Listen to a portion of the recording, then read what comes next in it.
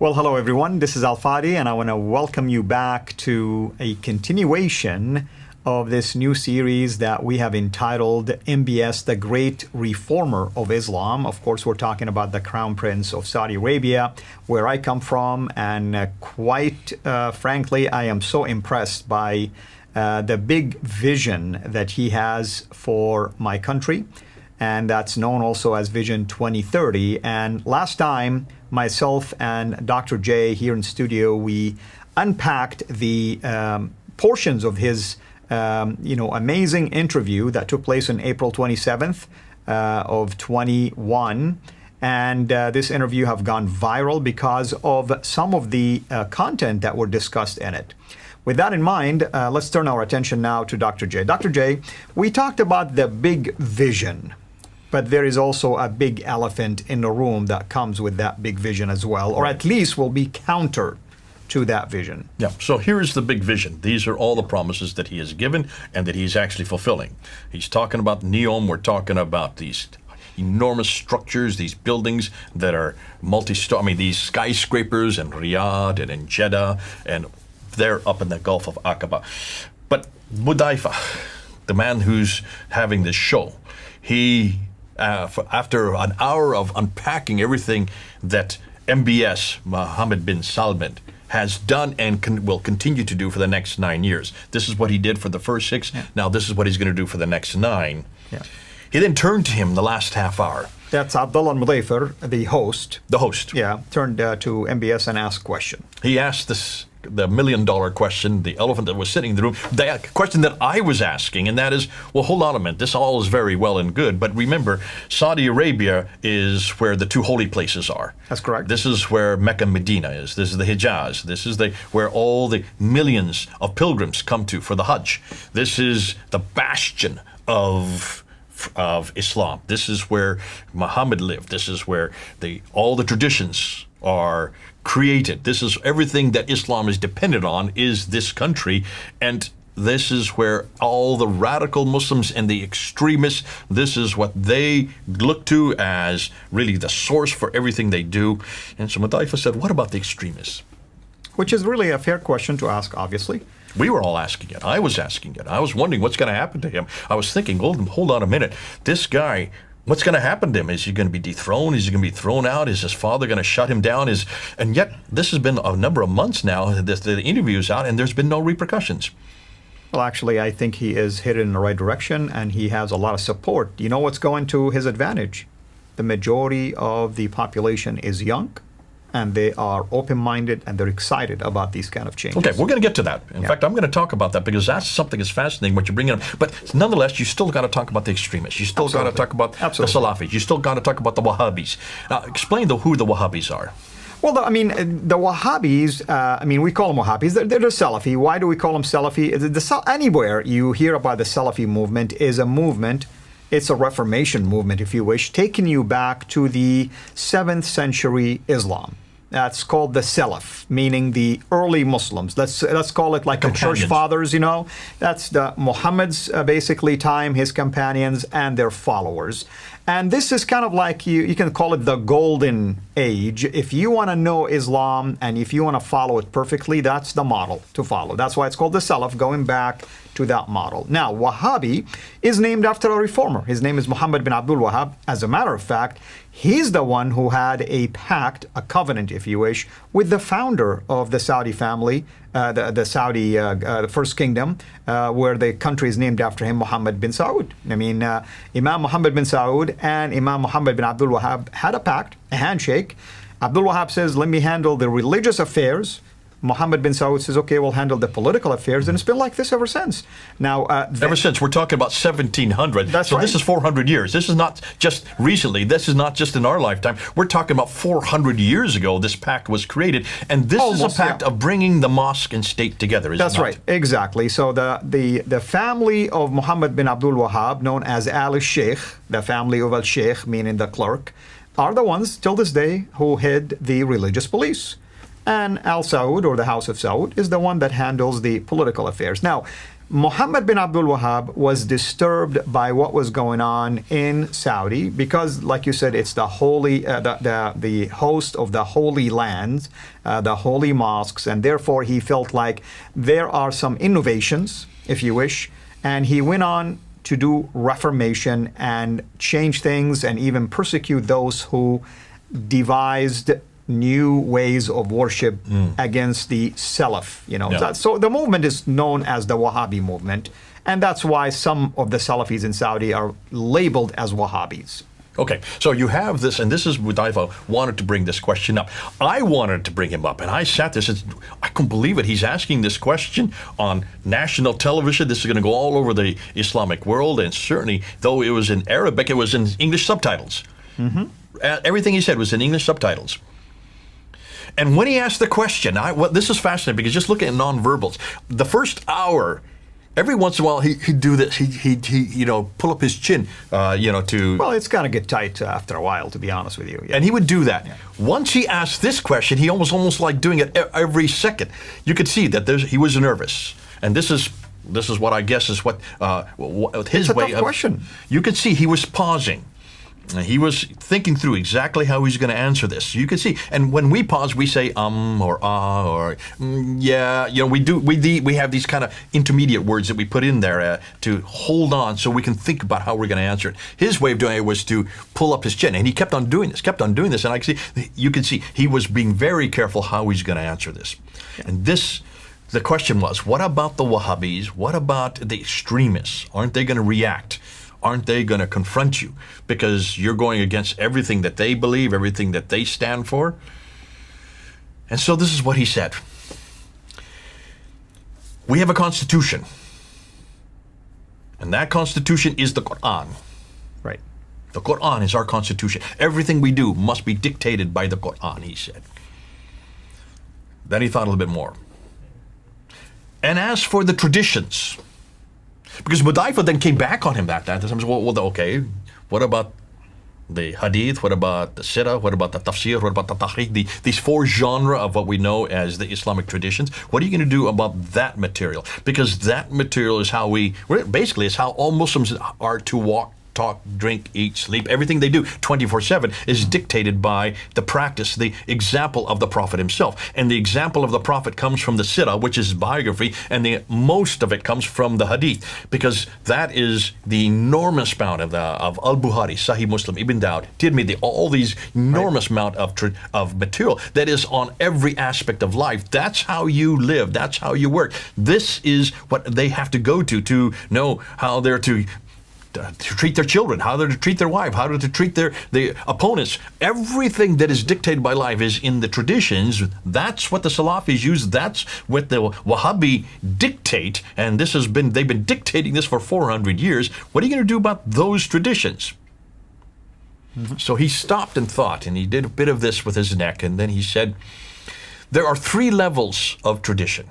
We have Sahih, like Sahih Bukhari, Sahih Muslim, the 6 major compilations of the Hadith, that's Sahih, which are unquestioned. You don't question them because they are perfect. Underneath that is Hasan. You can question that a bit. And then below that is Daif. That you can question all because it's very weak. 3 different levels of Hadith. You know this. Everybody who has studied Islam knows these 3 different levels. And as far as for the bottom 2, he pretty much was willing to throw them out, because they're nothing more than man-made. That's why they are middle and weak. But the top one, the Sahih, what are you going to do with that? Because that should be unquestioned. But he says, we're going to dictate and we're going to relegate anything that is Sahih. We're going to use the Quran as our litmus. We're going to use the Quran to be able to use as the standard by which all the Sahih will be tested. So anything that agrees with the Quran, we'll keep. Anything that doesn't agree with the Quran, we'll throw out, is what he was saying. The Quran will become the sieve that you're going to filter the remaining, basically, portion of Hadith, which is Sahih in this case. And even out of that, you'll be left with few. Okay, and that's what's happened. Now, since April 27th, I've been looking at different articles that have been coming up. I've been looking at people who are reacting to it, and I've been looking at what scholars are saying. What scholars are saying this: if he is now dictating that only those hadith will be followed that are supported by the Quran, he's become a Quran only, Quranist. Quranist is the name that is given to that. It's been around since the 1800s. Well known. We know some famous Quranists. Shabir Ali, Dr. Shabir Ali would be a Quranist. He is the one that's very clear. He's very clear that he doesn't go back to the Hadith anymore. He only goes to the Quran. So you might say that MBS has become a Quranist, is what he was saying in this interview. And it's really a brilliant answer, because instead of saying anything that could be perceived negative against the Prophet, all you're saying is, we do understand that there might be some questionable hadith in there, and we have to use the Quran now as that go back to standard. So, off the top of your head, if you're only going to use those hadith that are sahih, and only those sahih that are correspond with the Quran, how many hadith are we talking about? What percentage would you guess, just off the top of your head? You know, it's going to be a very small percentage for sure. Okay, a very small percentage. You know what the scholars 10, are saying? 20, 30%, maybe something like that. You know what the scholars are saying? If you go up and see what all the scholars are saying, they're saying this would relegate only 10% of the hadith, therefore, are authoritative. Yeah. 10%. But you know, here's the beauty, you know, about this, Jay. I mean, I'm trying to think realistically here. Isn't this what everybody's been hoping for? Hold on, well, you're jumping ahead. I don't want to talk about this. But I'm saying, I mean, isn't this what everybody's been hoping for? I do, but I don't want to talk about that yet. He's definitely headed in that direction. I don't want to talk about that yet. Yeah. You're coming, in some ways you want to get to the next episode. I want to save that, because I mean, what you're bringing up is where we all want to go, and I can see why you're excited by it, but I still want to talk about that 10%. Only 10% of the traditions you're holding on to. The other 90% you're already throwing out. And we're talking about the Sahih. You've already thrown out the Hasan and the Taif. You're only talking about 10% of that which is left behind. That 10% is relegated to what the Quran says. You become a Quranist right there and then. Here's the next question, and this is what Mudaifa said, okay? So who's going to dictate what that 10% is? He didn't say 10%. He didn't know that. I don't even think he knows that. But who's going to dictate what we keep and what we throw away? The Wahhabis? Is it the Wahhabis that are going to have that jurisdiction? And I loved looking at MBS, because then he really got nervous. And this is what he said. Why is it that we have relegated one group, one man, as the arbiter between man and God? It's amazing. This answer. What an answer! Amazing, amazing, absolutely. I mean, it's fascinating to me, and I pray for his protection, because he's definitely standing against the tide, the mainstream for sure. Because you have not only now the radical Wahhabis who are upset, obviously. You have the Muslim Brotherhoods who want to take advantage of that and say, you see, we are now the beholders of Islam. You have the Shia, represented by Iran, who probably want to present themselves as the genuine form of Islam. So you have a lot of waves that probably will try one way or another to antagonize this movement. But he went one step further. Yeah. He didn't just stop there. Yeah. He said Wahhab himself, Abdul Wahhab, yeah. He would have been enormously upset by what we're doing. Yeah. He would be, he didn't say rolling in his grave, I'm saying that. He would be rolling in his grave if he knew what we were doing with his name. No man should be an arbiter between man and God. And that's the very thing he was against. He was against anybody as an intermediary. It should be the Quran and only the Quran. Therefore, who's going to interpret the Quran? Not Wahhab from 400 years ago. What he said next was, we should be able to interpret it for every age and every day. Ijtihad should not be closed. Ijtihad should be open. Help people understand, what is ijtihad? Yeah, ijtihad is basically one of the school of thought in Sharia. So if you find something that is available, like a ruling in the Quran, you go by that. If you find a ruling in the Quran and the Hadith, now it strengthens your case. But let's say you do not find a specific ruling for a specific action.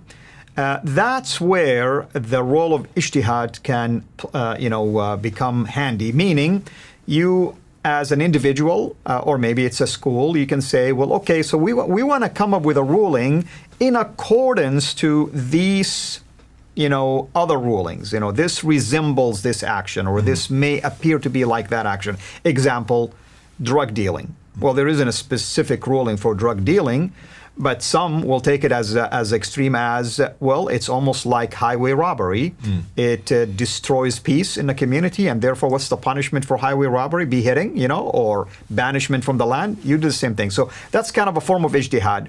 You kind of like come up with your own ruling, or maybe a group of clerks will decide this is the best way to handle this particular one. But it will vary from age to age, no doubt about that. So this is called interpretation of Scripture. Exactly. Basically, we're going to take the ruling, we're going to look at Scripture, we're going to look at the Quran, and we're going to look at the Sahih that correspond with it, and then we're going to decide how you interpret that. Exegesis is what we use. Yeah, doing your best, basically. Ijtihad is kind of like doing your best judgment to how to handle this. But it's not going to be an ijtihad from 1700 AD. It's going to be an ijtihad that is for today, for this time, and for this place, and for these people. See, now that's taking it even a step further, because Bingo. It's not like you're going back to, okay, so what did Ibn Taymiyyah say about this? No. What do we say today? No, Ibn Taymiyyah from 1300, Wahhab from 1700, we're now in the 21st century, and look who's saying it. This is not a Wahhabi saying it. This is not a scholar, a religious scholar. This is MBS saying that. So MBS is saying we. Now, who is he we? Well, he's talking about himself. Yeah. We're going to interpret it for today. Woo! Yeah, I mean, talk about chewing, taking more than you can chew. This guy is really putting his foot forward. And of course, hearing that, if I was a Wahhabi or if I was a Salafist or if I was any radical or extremist listening to what he's saying, I would be angry. And interestingly, almost all of the comments after the end of it, I put it up now in 3 different sessions, 3 different times I've unpacked it. I love to look at the comments. In fact, those of you who are watching, go and comment on this. I want to see what your comments are. I want to see what you say. If you're a Muslim, comment. You've got the comments down there. Yeah, I want to hear how you would react to this. But don't just react to this with a knee-jerk reaction. I want you to think through what we're going to say, because now we're going to unpack it, because I want us to react to this. Yeah. Now, on face value, I would react like 90% or almost 98% to 99% of those who comments are made. And what they're saying is, this guy cannot succeed. There's no way in the world that he can succeed. There's nothing that he can do. That they're all saying that, and that's the knee-jerk reaction. Yeah, but I would disagree. In fact, okay, but hold on. I want to talk about that in the next episode. Well, let me say this. I mean, I want to just tell people I would disagree with their comments, because in the next episode I will share more in depth why their comments actually are erroneous, because they're still living the past. They're not aware of what's going on in the present time and what is the future of Saudi will be. And see, this is what I want to get to. I think this guy has something. I think there's something happening here that we need to pay attention to. And we need to pay attention because I like to go in the next episode, I like to look at and unpack that, why we think that maybe MBS is onto something here. Maybe he is starting a new reformation in Islam, but there is another elephant in the room. Right. I'm not going to say what it is. It's yet to come.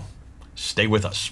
Thank you as always, brother, and hope everyone is enjoying this really exceptionally special video series. And I want to emphasize the following. Me and Jay are not doing this for political reasons. So this is not a political show.